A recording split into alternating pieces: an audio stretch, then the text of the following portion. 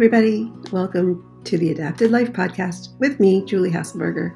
It is October 27th, and I just always happy that I'm back. And something in my intuition today kept telling me, get upstairs and record. Get upstairs and record. Don't go to the store. Stay home. Go record. So I had written an outline the other day, so I said, you know what? Thanks for pushing me to go upstairs. I was ready to go get myself caught up in, a few free moments that I have with the nurse downstairs and run errands, which, I don't know, that always seems like the easy default. Let me just get out of here and go do some things. But then all of a sudden I have this sciatic pain that goes down my foot, into my calf, into my foot. And I said, ouch. And then that's when the go upstairs and record, you can sit in your chair. So I acquiesced, and here I am. So I have an episode today that I wrote about, and I wanted to talk about something that I just finished doing a little meditation course on. It's about core values and identifying your core values and kind of assessing whether or not you're actually living your life in alignment with them. And this is even in the situation of being a caregiver for someone else. And it's complicated and multi-layered, but the reason I wanted to talk about this is that it's always kind of a good mental check. Like for me, if I really think about, okay, what's really important to me, and you do this through many different forms. You do it through gratitude and journaling and just the things in your life that you focus on. If you're somebody who is very spiritual, obviously, your core values will kind of center around that, but whatever it is, right, that's positive and leans into a purposeful, joyful life, right? My goal in life is always that, happiness matters and joy matters and love matters. And somehow, if you can just really work on, an abundance mindset and not a lack mentality and just sort of let go of negativity, I don't know, everything gets better. It really does. It gets hard, then it gets better again. And I feel like even when I'm climbing out of the worst of crisis and I'm, in that like dark night of the soul kind of a place where everything just seems like, oh my gosh, I can't do it anymore. Something inside me lights me up and something gets me up and out. Anyways, before I get started on talking about core values and that, I have been going through all of my journals. I don't know if you guys journal, but I do. See, for those of you watching the video, I have my journal all the time, and I have a lot of journals, and in them are poems, and in them are testimonies, and in them are lessons and ideas, concepts, books I'd like to read, just things that I hear. Journaling is so helpful to your mental health, and it is very fascinating to go back and read through where your mind was and know that at this time, a couple months ago, you were thinking this or doing that. And I don't even remember writing this. So that's why I'm going to read it to you guys. It's just a little poem, and I wrote it in the spring, just before the summer. And one of the problems I have, and not only because I'm busy with Daniel in the house, and now that I have this problem with my lower spine, is that I can't get out and garden the way I used to. I used to love to just get my hand in the dirt and just really, work hard. And gardening is hard work. It takes cleaning out and, trimming back and, tilling the soil and fertilizing and giving it love and care and water. And in my lesson in life, if you don't clean your garden out in the fall here in Connecticut, because we have winter and everything dies, then in the spring when the snow melts, you'll have a big mess. And then it's even harder for the new stuff to grow in. So your garden's never as alive as it would be if you gave it space, at least in my garden, because it's really overgrown. So then it was really bad this spring, and just there was so much going on. We've had so many family traumas. Anyway, this poem that I wrote, just a little one, and then I'll get started. And I'm doing this because I am a big advocate of finding your creative outlet. So I want to share the words with you. that I wrote in my journal. This poem's called Her Colors, and it starts, as the spring approached, she saw her garden emerging. It was constricted and choked by weeds and brush and leaves. She watched it from her window. She walked by it to her car. The garden, laying in a messy heap. Will she see me? It silently prayed. She saw its messy state, and she thought, it's awful every single day. The garden became lost and quiet in its weeds with every growing day. As the green of May began to show, her garden remained brown. She watched the birds and heard a song. One day she felt her heart rise up, as if to wake her up from a lost and hopeless space. It filled her eyes with love and tears. A color emerged as purple glow inside a dream she had. Then yellow and orange and pink, the garden shifted, and their eyes met. She brought 4 new purple blooms into the garden that day, and like a storm, she powered out there, dressed in her gardening gloves, pulling weeds and tilling earth, watering, feeding, mulching. The garden rejoiced and sang along. She felt so at home in its peace. When all was done, she placed a chair to sit right in that space. The blooms emerged, the bees worked on, and butterflies flickered about. Purple lavender, peach lilies, pink peonies, and cheerful daisies. She brought it back to life. She went inside when it got dark and woke to see her image in the mirror. She too had colors and light and love. What's next to love? She thought. Let's get started. She felt that ache and pain of her life in her back. She got up anyway, and she pushed on, and she moved into the day, spirit anew, or renewed, spirit anew. So that's a true story, because I, like, all spring I was like, oh my God, I love my gardens. They're so, so special to me, but I'm neglecting them, Anyway. And it's a reminder to me that it is now October, and I have to go out there and trim off all the dead and clean it all out. And I've got some new bulbs to plant, and I just have to do it before the freeze comes. So anyway, my friends, I like words. Words are colorful. Words are fun. So core values. And one of my core values is nature and plants. I've got plants in here. I've got orchids and other things. I'm not an expert in, but they give me pleasure. And animals, and I sometimes just sort of make up excuses. Oh, I can't get out there and do it, And John does a great job with the lawn, and the lawn always looks fantastic. But he's really not into the gardening aspect. He'll help me if I ask him, but he's very busy. We have a big yard, and so a lot of times the flower gardens just kind of were my thing, and so they look, But anyways, I don't know why I'm digressing into my gardens today. I'm just going with whatever comes in. All right, so core values.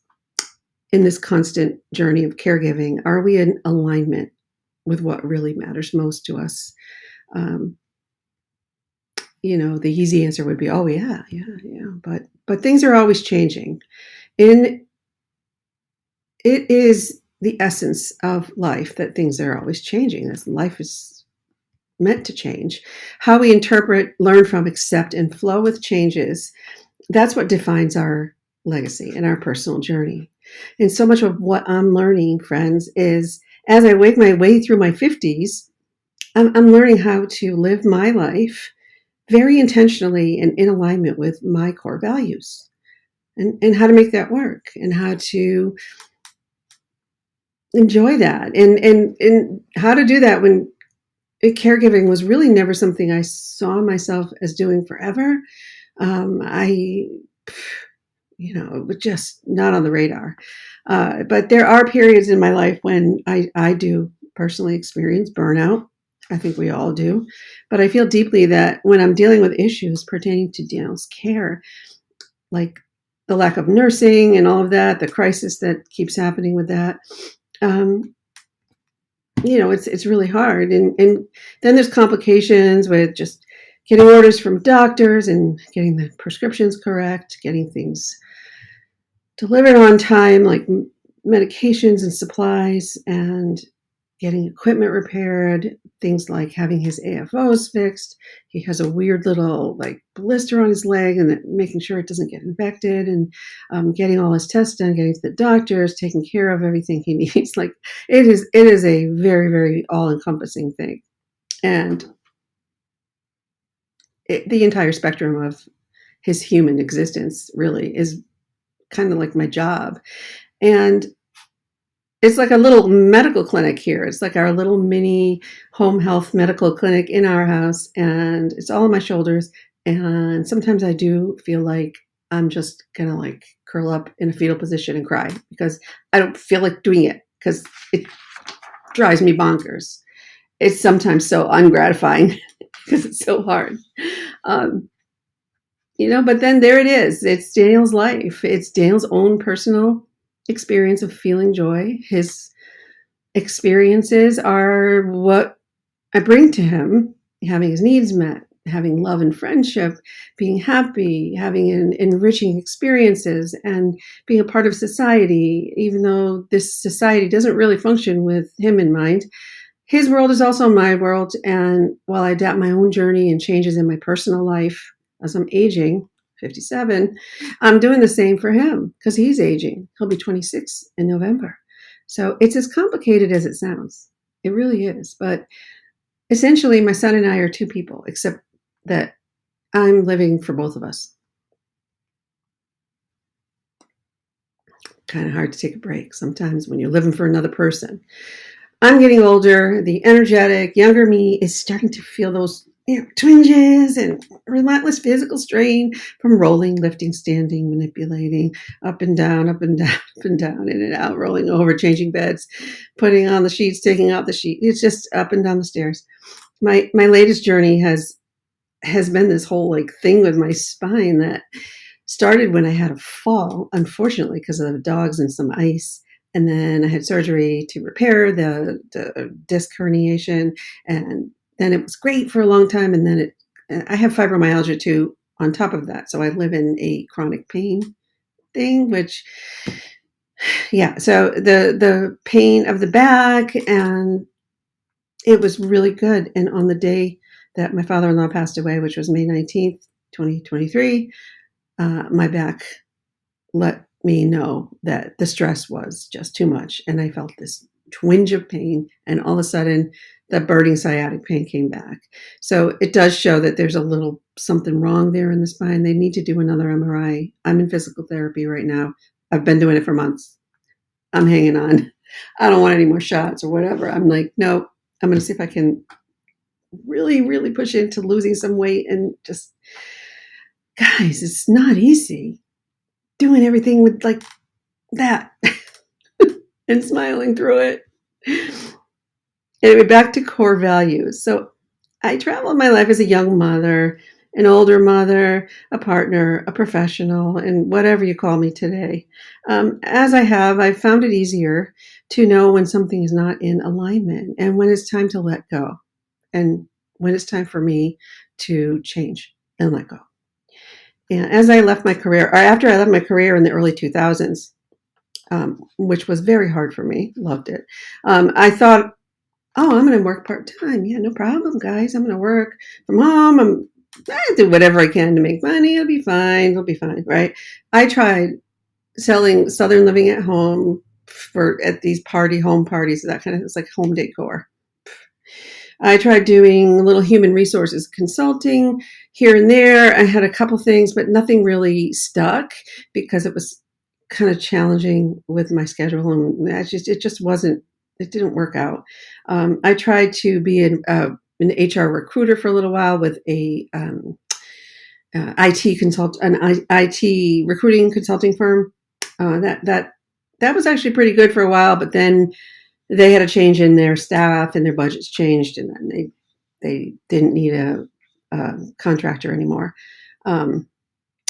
I tried selling life insurance. I tried selling mortgages, mutual funds.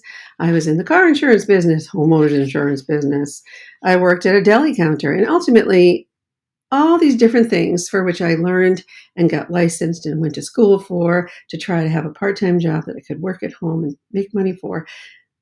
It was all kind of soul-crushing stuff. It was like I would sit in the insurance office there and feel like, what am I doing? I don't really feel like I'm in alignment with this. I was absolutely miserable. And as a result, I really didn't do very well.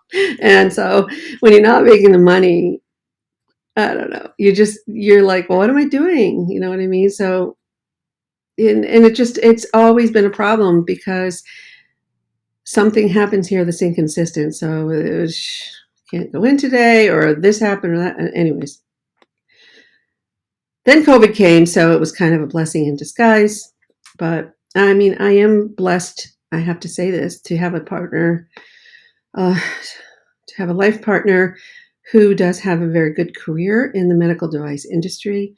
He works really hard. He does like quality auditing and quality assurance auditing, and like travels now like globally.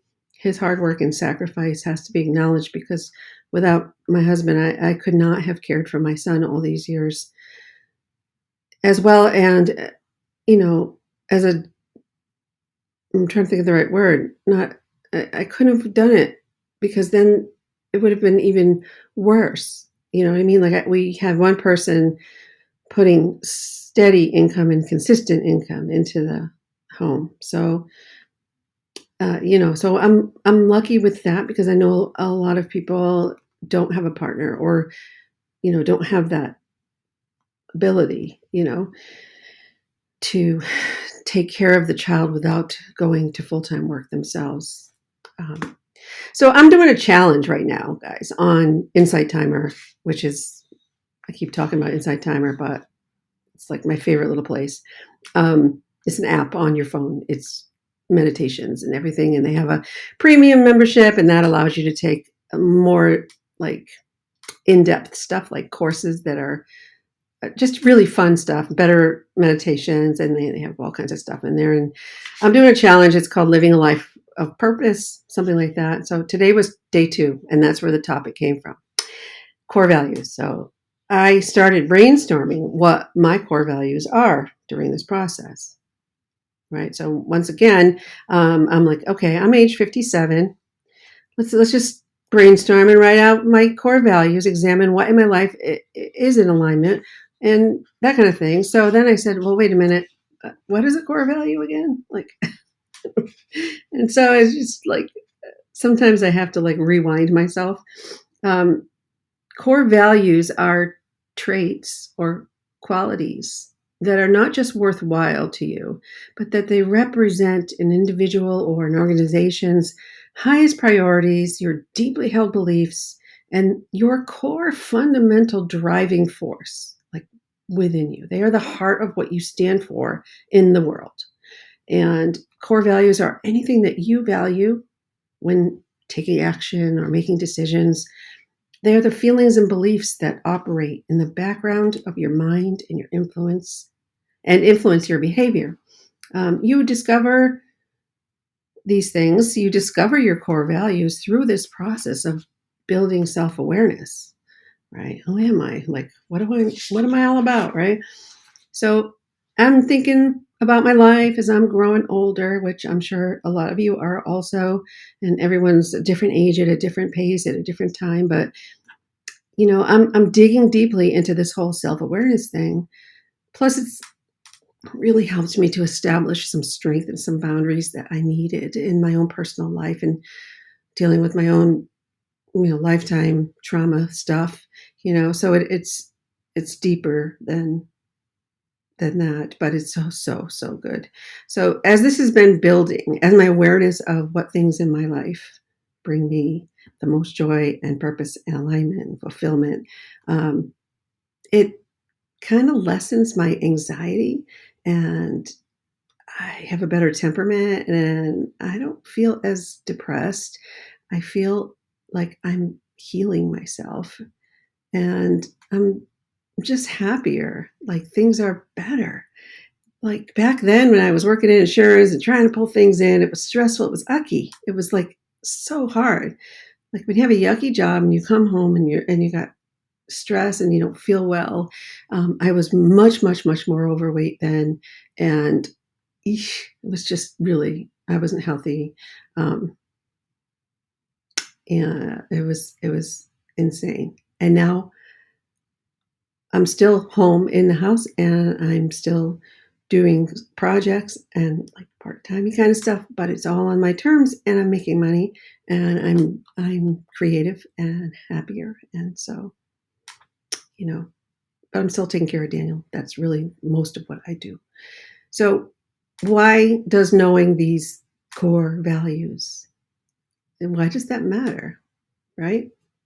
Well, you can choose not to really take a self awareness approach, right? And a lot of people, very sadly, spend a lifetime of kind of following other core values that society sort of presents or that other people have and do. And they don't really dig into what is inside themselves. And then you end up kind of lost and, resentful and negative. But for me, it does, this whole self awareness and knowing who I am, it provides stability, direction, and peace of mind in this life that is completely uncertain and inconsistent basically all the time.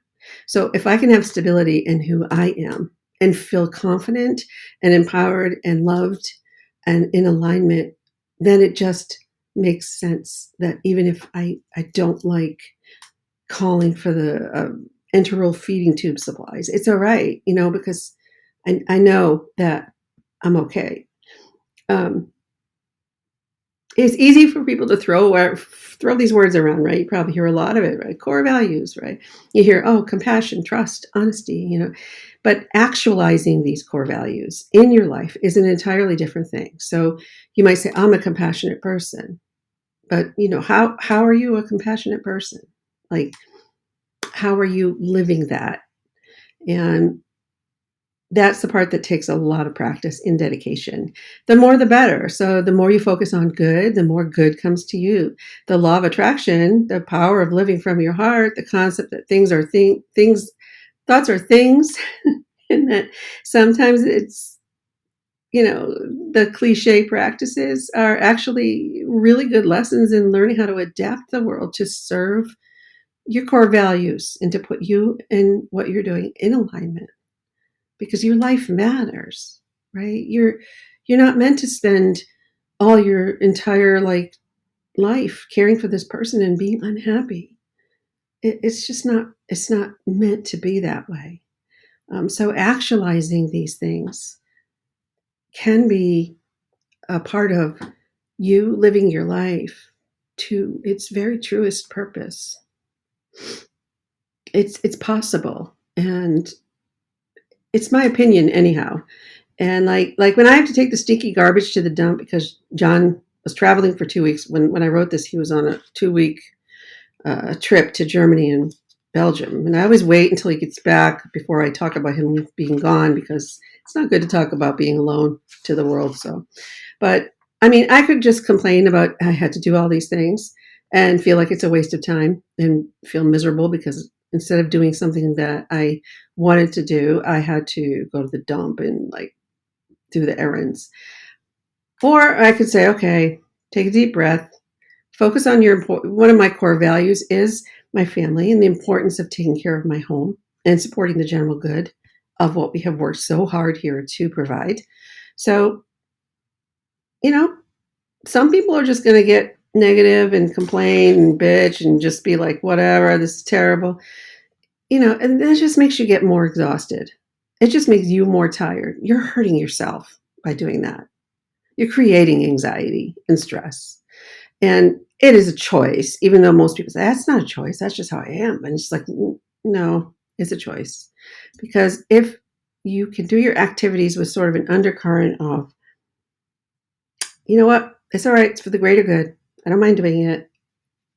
You know what I mean? Like I'm grateful for what he's doing by traveling. So I'm going to take care of these things to make sure we're okay. And even the most mundane things then can take on a different purpose. So working to be positive is very healthy, and it's harder. It's harder sometimes, isn't it, than just saying, I'm just going to complain and self-medicate and just lay here on the couch and watch TV and just forget about life, instead of working on sort of looking around at what really is your world and what you should be grateful for. So as you get older, as I am, lots of things pull you down. They pull, gravity pulls. So it makes sense that if you want to spend your golden years healthy and vibrant and enriched by what matters, and that you will put the work in, that you're going to put the work in. There has to be a reason, right? And the reason is living in alignment with your values. This is important. This is how you walk your life. You walk through life. You want to be all that you can be. This is my coaching, okay? In any way, shape, or form, on any minute level, right? If I slow down my words, please forgive my fibromyalgia. It is very hard for me sometimes to make sense. So it's a little mentally challenging. I have sort of a disability, not really, but it's fibro fog, they call it. So anyways, it is also practical as well as brave to step away when something feels wrong, if something feels off, if it's not in alignment with who you are, if it's hurting you, if it's hurting what your values are, and it just, you don't have to do that thing. Making changes will bring enlightenment. It will help you learn what you should be doing, what you shouldn't be doing. And that's what I found on my own life journey here, adapting, because there are things that happen that I know I cannot do this. This is just not me. Or something is very, very upsetting for me. And I know that I have to develop a boundary to that. Or I need space. I need a wall. I cannot let that into my light, because it's hurting me, because I have trauma and I'm triggered. So I got to be aware of what will hurt me. So that's what I mean about understanding what you're in alignment with. Always learning and being curious. That's also one of my core values. I have this mini library over here of all these books and things that people suggest to me. And, I don't always get to them all on a regular basis, but I try to read 2 or 3 books on an ongoing basis. And, that's important. I'm on my phone, I find an app that's called Imprint. It's how to learn more information quickly. So it's little app, speed reading exercises. Right now I'm doing one on I'm just learning about ancient philosophers and stuff like that. So, I love to learn new facts and things. I'm very, very curious. So even though, we're in a position of spending our days lovingly caring for somebody else, we can take stock of how we approach that, how we respond to challenges. It's hard, but I'm not too altruistic to say that I don't have days when I just cry and fold up, because I do. I have days when I say, oh, F this. I can't stand this. I can't do it today. I just need to breathe. And I don't get angry. That's one of my flaws. If that's a flaw, it goes way back to people being angry at me and the damage that it caused. But so it makes me tired really fast, and I just feel kind of mentally stressed and burned out. Okay, so as self-actualization occurs with me now, I see it. It is my intuition saying, yes, Julie, this is who you are. You're so turned on. You can feel it. Creativity, right? I not only began painting with Daniel, but I began to learn how to paint and draw and use creativity. I learned how to create a shop to sell our art and then sell more art products. I found ways to take the limits of being in our home and turn them into a wonderland of creativity and art projects, and then turned that into a financially rewarding project that could be a little vocation for Daniel now that he's home all the time. and and then it just like started to grow. And I took my love for nature and people and talking and sharing. I pick up a camera. I continue to build upon my video journaling project on YouTube, which is sort of like, I guess, a life mission. I don't know. When you're a vlogger, you're just sort of capturing whatever comes to the camera and out of your mouth. And so you're sharing your life with people. It turned into content creation. And then I learned how to edit. And then I learned how to edit more advanced editing skills and how to upload and how to make, use some of the, I'm not an expert videographer, but I enjoy it. And I enjoy learning new software and trying new projects. And I took it to a new adventure when I decided to figure out what this podcasting was all about, because I wanted to try to find a way to connect with, a tribe out there, if I could find one, of people who might be like me, right? It makes sense to me. This makes sense to me. I feel so purposeful when I'm doing things that I can share, that I just want to share what I know. And I think there might be one or two people who might listen and say, hey, this is amazing. I'm just like you, and then I sometimes get messages from people and they're like, I just found your podcast and it's like we're best friends. We're in the same situation. And I really love that. So many of my core values are being attended to and actualized in the things that I'm doing now.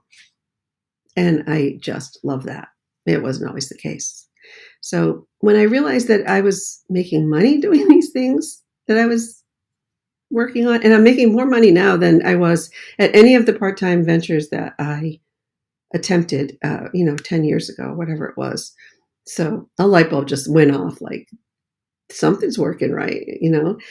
So yeah, I keep saying this, and I know I don't feel old. I feel young, but my point is that I'm at a point in my journey. I'm 57, so I'm sort of at that time where people are sort of evaluating, like, what am I going to do in a few years? I'm going to, retirement, all that stuff.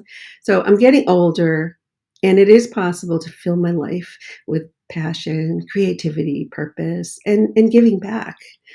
And I am the best at being a straight up healthcare worker, when I am in alignment with my own core values. I mean, it's not even close. Like, I am so much better at being Daniel's mom when I'm happy and engaged and turned on and creative, and so is he, and he is so attuned to it. And and I'm more creative, so I think of more ideas and I think of more resources and I become more, I don't know, open, and the windows are open. It's like the energy flowing, ideas, concepts, the lights, the warmth, the universe. It's called expansion, right? It's like, that's my superpower now, is focusing on how to stay in alignment and be joyful. And yeah, it makes me feel really, really, really, really, really purposeful and really okay with my lot in life here. So I don't know if that makes sense. I hope that it does. But when I was younger, I often felt very dark and alone. I had very bad depression, hopelessness, fear, anxiety, very, very, very PTSD-ish from just some trauma.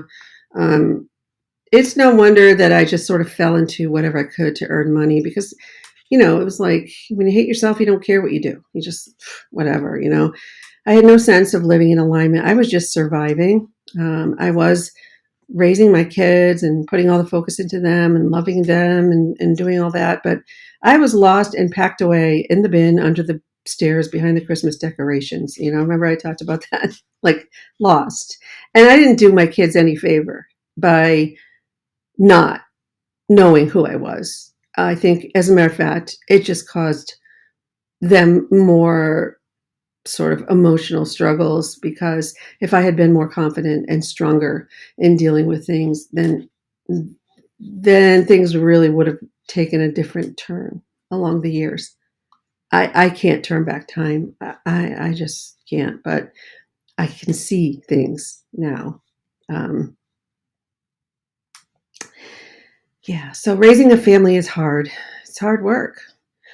But raising a family while having a severely disabled, medically fragile child who requires 100% of care and requires you give up your career and all of your master's level education, I mean, that was so monumental. And on top of the trauma of just having a child born into this world who would be so needy forever, I think most special needs are like parents are relating to this on some level. And maybe your child isn't as extreme as mine. Maybe they have, some higher functioning disabilities or whatever, but it's still the same thing. You're still dealing with something that's going to require your care and attention forever, as long as you're their parent. Um, and many of you may still just be in that survival mode. So that's why I'm trying to reach out and just say it's okay, even if you're still there, like if you're just taking care of your family, because ultimately somewhere within you, your family is your core value system.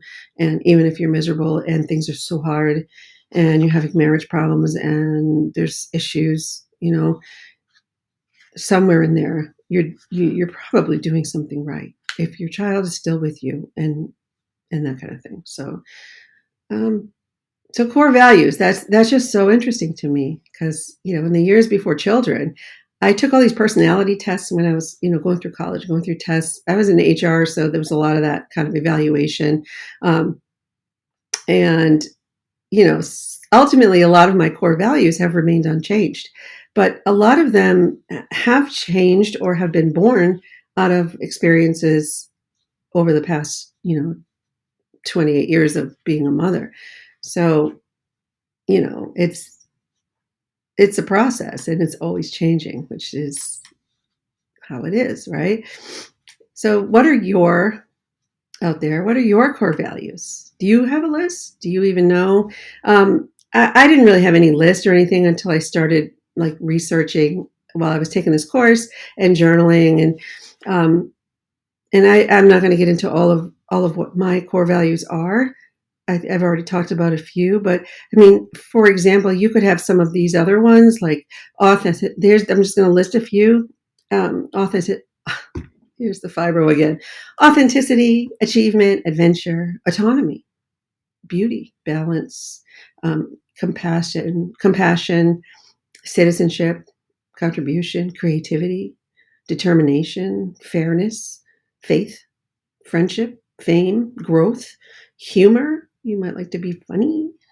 Inner peace, justice, kindness, learning, leadership, love, loyalty, optimism, peace, pleasure, poise, popularity, recognition, religion, reputation, respect, service, spirituality, etc., like wealth, wisdom, trustworthiness, success. I don't know, music, art, nature, exercise, fitness, health. Well, I mean, whatever it is. I mean, there's no wrong answer here, but it's just whatever really, really lights your purpose. And, when you think about what matters most, you can make a list, then you can make another list, then you can make another list, and you can ask yourself 10 times a day, right? And chances are by the end of the month, a lot of the words will be the same because that's what's coming out of you. So there are as many as we choose to adopt. And they are your core values. And once you build your awareness to them, then you can change your life. You can change your life choices to either be in alignment to your core values or not, and proceed accordingly, day after day. All I can say for sure is that as I'm 57 now, what comes next in my ever-changing, adapting life is something that I intend to examine in terms of how my core values are showing up. Like deciding where we want to live when we ultimately retire and get older, right? Making decisions that are in alignment to the core values of our family and our partnership. And, or when I feel really peaceful, really fulfilled, and really at home and in a happy mindset, I am aware of what is happening in my periphery. And if it's not in alignment, then I'm aware that I need to make changes. And I want to focus on that. That's how I want to adapt. Even knowing that pain and hardship and difficulty is always knocking on my door, and there are always things that are scaring me and making me feel like I'm walking on eggshells. Or, I mean, this is not a blissful society here in my reality. It's very difficult. Relationships are difficult. Um, but all I can do is focus on me and living my own truth and living my own alignment, in my own alignment, living with purpose and living to those core values: love, stability, spirituality, kindness, compassion, caring, family. You know, the things that when you talk about them, they're so important to you that they make you cry. Yeah, that's how you know. So anyway, how are you guys doing on your own journeys, blending into your life as a caregiver as everyone comes at you? I mean, it's just something to think about. So whatever the case may be, I am here to offer who I am and my journey and my story and encouragement, and to be a tribe member. One of the things my therapist is like, you need to find a tribe. And by that, I mean, because I get really lonely, and I'm a very extroverted person. And when you're really lonely, like, I'm no one to talk to, like, not anyone who like gets me, you know what I mean? Like, let's talk about the things that I'm interested in. So it's hard. So even just doing this helps me know that maybe somebody else kind of gets it or understands me and understands what I'm saying. So I have to thank whoever's ears might be listening to this podcast. I have to thank you. And I want you to know how incredibly grateful I am that I have the opportunity to do this. So think about that. That was my speech for today. And it really is just a matter of taking time to sit down and think, okay, I'm doing all these things. Like, what am I doing? Like, I mean, I remember selling that the sandwiches at the deli counter, and I got to a point where I'm like, what am I doing? I don't even like this kind of food. Like, I'm in a gym selling. It was like a deli but the upstairs had a fitness, and then I was making shakes and standing on my feet, and I was making no money. And I'm like, what am I doing? I hate this. I don't even cook dinner at home. Like, I was miserable. I don't like to cook. So I did not like to make sandwiches for people. I was not happy. There was nothing about that I liked. It was just miserable. So I left, obviously. Yeah. So thanks for listening. And, hopefully I'll get my act together and I will figure out the whole interviewing thing, because I honestly have been so busy. It's just, but I still want to start inviting guests and having people come on to talk other than me about their own experiences with life as a caregiver or adapting to really difficult circumstances, and things that have encouraged and helped them build resiliency. And yeah, it's just like, hey, I'm out here too. Okay, I'm in a house with a special needs guy who's 26 years old, and he needs a lot of care. And here I am, and I don't leave very often. I don't feel very seen by the world.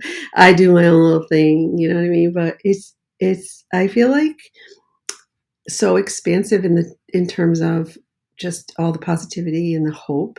There's just so much potential. The fact that we could go to California to see my daughter, that gave me so much hope, and I was always so afraid to do it, but we made it happen. And now I'm going to be a nana. I'm going to have a grandbaby, and very soon, like in December, and here we are at the end of October. So, I want to make the best of that. I want to be joyful and happy and just really enjoy every minute. And I'm just loving my daughter. I'm loving our conversations every day when we talk about whatever, and seeing her go through her pregnancy. She's just so beautiful and so important to me. And anyway,